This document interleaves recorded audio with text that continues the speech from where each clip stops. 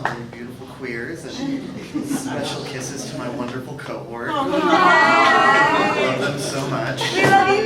Yes! So this is from a chapter in my book that is, it's a response to the only blank space on my mother's death certificate. And all you need to know is that up until her dying day this past December, I called her Mommy, and I'm not embarrassed about that. The day after your funeral, sitting Shiva in your apartment, I thought to myself, when was Mommy's last orgasm? Once he was out of your life, once my sisters and I were off to college, once the space around you was all your own, did you touch yourself? Your life was so much pain. Did you know pleasure too? These aren't questions for a son. These are secrets we take into our cedar boxes and bury with our bones.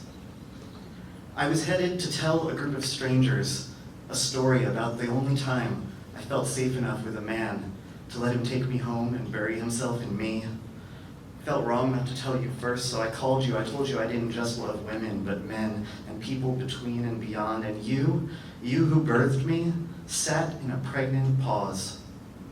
Then, exhaling, you said, "That makes sense." Photos of your Leningrad bohemian days make me wonder.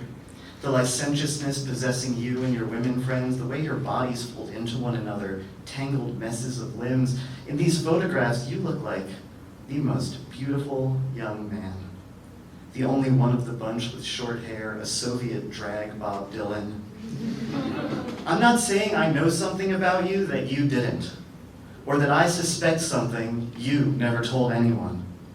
All I'm saying is that there is a knot inside of me. It curls from my vas deferens up into my heart, and everything in between is kinked. I don't know how to reach out and touch someone. Everyone feels a universe away. I can't believe the reality of someone else's hands. I can't find purchase in the scraping of stubble on the unworthy skin of my inner thighs. My body is a straitjacket. 13 days after you died, my libido stirred back to life. I was sitting on a train when an email popped up on my phone. The feminist sex shop was having a Christmas sale. There was a gaping wound in my belly where we were once bound. I was cleaved open, spilling bloody grief into the world, but still, I clicked the link.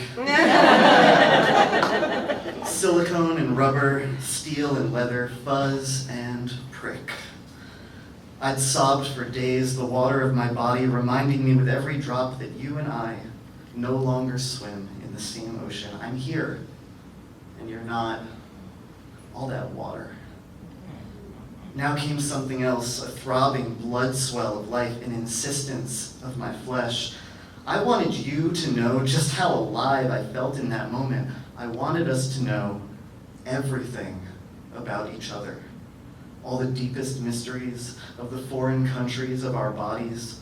Once we were bound by an umbilicus. Once you fed me with your body. Once I was your body. Now you were in the ground and I was on my phone on a train with an erection, using a 15% off coupon to order a set of Petite Sensation pearls, vibrating anal beads. I just wanted to celebrate my body, to touch my kinked, crooked, knotted self. See, maybe one day this blank space beside me will be filled by someone. Or maybe like you, I'll have a blank space on my death certificate where a lover's name could be. But I refuse to let a blank space take root inside myself. Did you touch yourself, Mommy? I do. I will. See, there's blood and knitting all beneath the surface of this body, and when I lie in bed, thinking of the grave that waits for me, I run my hands against the skin and bone and sinew of all that I fleetingly am, all that I ever will be.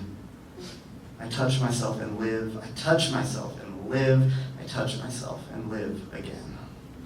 Thank you.